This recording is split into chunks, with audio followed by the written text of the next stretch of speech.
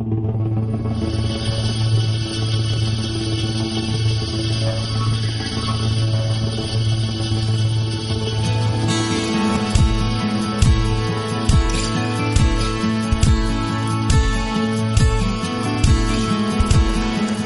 here we are, we've spent a day in the salt water with our Boat boat.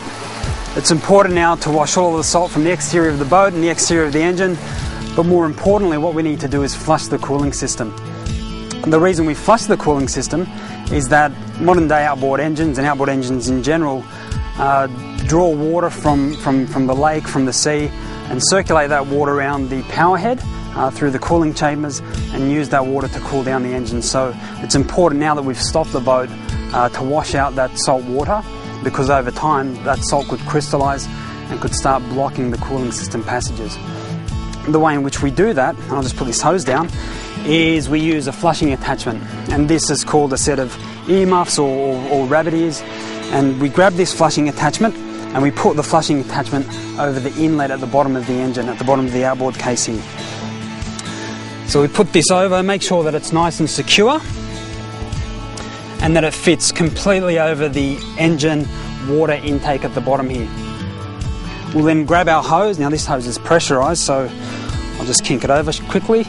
We'll grab our hose, attach the hose to the flushing attachment and make sure that we're getting clean water flow over that inlet. So now we're ready to flush our outboard. We have water to the engine. I'd hop in the boat normally and kick the engine over, but I'll get my trusty assistant to give the engine a quick start.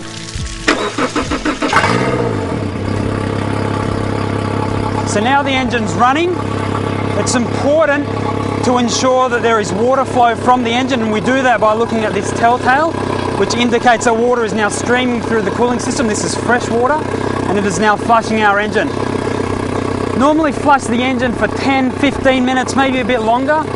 You have to ensure that the thermostat fully opens, the engine gets to operating temperature, so that the maximum water flow is circulating through that cooling system, circulating through all of those little passages and chambers to flush out the salt water and those salt crystals.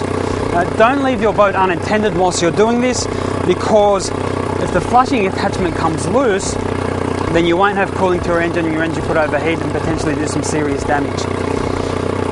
So that's the basics of flushing the engine. It's important to do that after every trip in the salt water and also in the fresh water, especially if you've been through some mud or some sand and there may be some silt through the cooling system.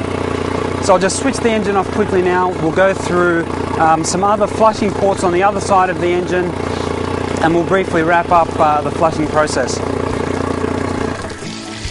Sometimes it's not practical or viable to run your engine, so if you're coming home from a fishing trip late at night or early in the morning, you can't always run your engine. And some of these modern day outboard motors have a secondary flushing attachment or a flushing port, like on this Honda. We have one up here. This is not as efficient as drawing the water through your cooling system, because you're not getting your thermostat open and your thermostat working.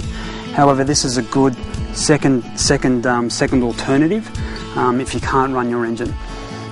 So we usually grab the hose, you just connect the hose to this flushing attachment, run the hose and allow the water pressure to circulate water through the cooling system. A good alternative if you can't run your engine at night. Also on some of these smaller engines, they have a smaller gear case. They sometimes have tricky little flushing inlet ports.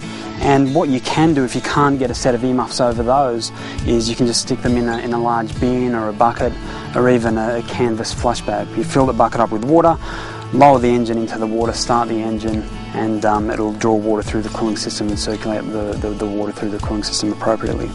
So that's an introduction to flushing your engine. It's important to do so after every trip in the salt water, and I do it after every trip in the fresh water as well, just to get into a pattern, into a routine, and that will ensure that your cooling system is flushed. You don't have salt crystals or grit in your cooling system, and hopefully ensure smooth running of your outboard for a long time.